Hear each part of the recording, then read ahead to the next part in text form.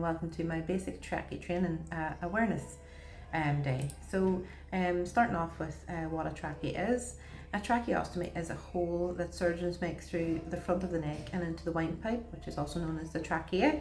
A tracheostomy tube is then placed into the hole to keep it open for breathing. The term for the surgical procedure to create this opening is a tracheotomy. A tracheostomy provides an air passage to help you breathe, and it helps you when the usual route of breathing is somehow blocked or reduced. A tracheostomy is often needed with health problems such as head and neck cancers and traumatic injuries. When a tracheostomy is no longer needed, it is allowed to heal shut or surgically closed. For some people, a tracheostomy is, however, permanent. Reasons why a trache may be put in place. A tracheostomy may be preferred if your loved one has any encounters with the following: an object blocking the airway, which can be a tumour, for an example, an inability to breathe independently. This can also happen if you have severe allergic reactions and the airway closes over. Not always, that's a really rare occasion if that ever happens. An inherited abnormality of the larynx or the trachea, cancer affecting the neck and the airway again would be probably covers the same as an object blocked. Also, sometimes if you're eating and you've choked and it went down the wrong way, went down the windpipe, that is also known as blockage. I've had a patient come up to the ward before who choked on steak. They just didn't chew it and they swallowed it whole and it got lodged.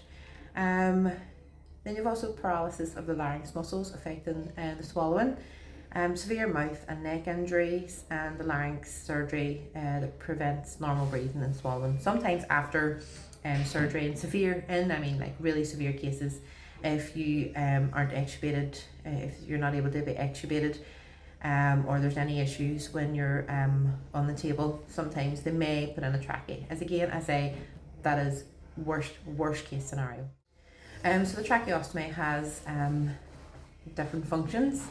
It is the outer cannula, it is an inner cannula, it is an obturator which puts the cannula in. You can also get cuffed or decuffed trachees, and you can get fenestrated and non-fenestrated trachees. Today we're just going to go with the non-fenestrated trache with the cuff. It also has a pilot balloon. So you have the outer cannula, which is the main portion of the tracheostomy, serves as connection between trachea and the skin. Then you have the inner cannula, which is the removable tubing that sits in the outer cannula. Also, it is quite easily removed for cleaning and care. Pardon me.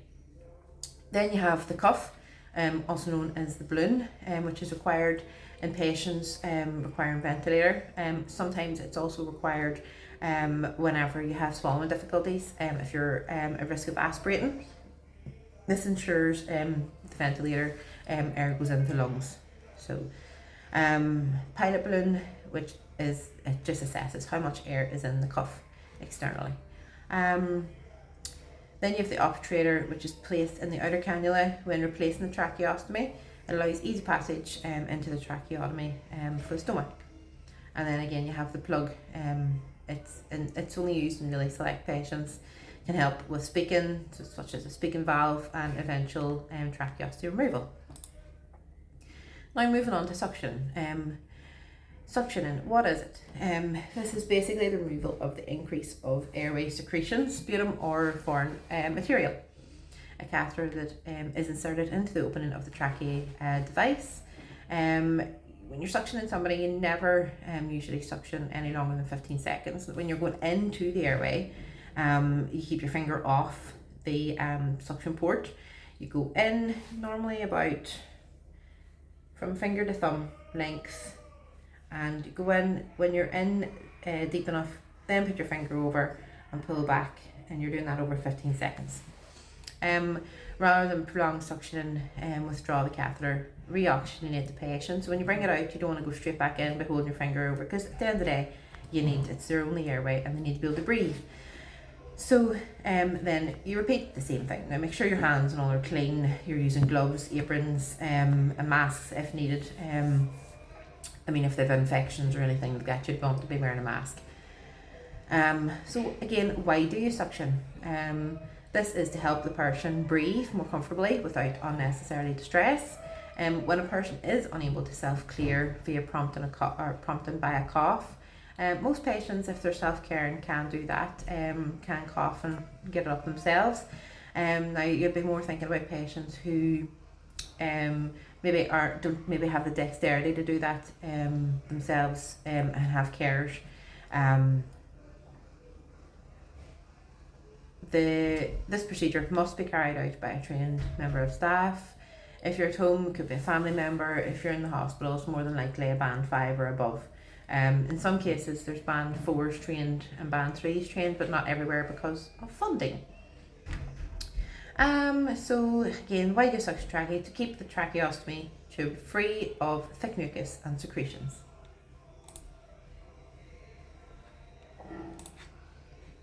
When to call for help?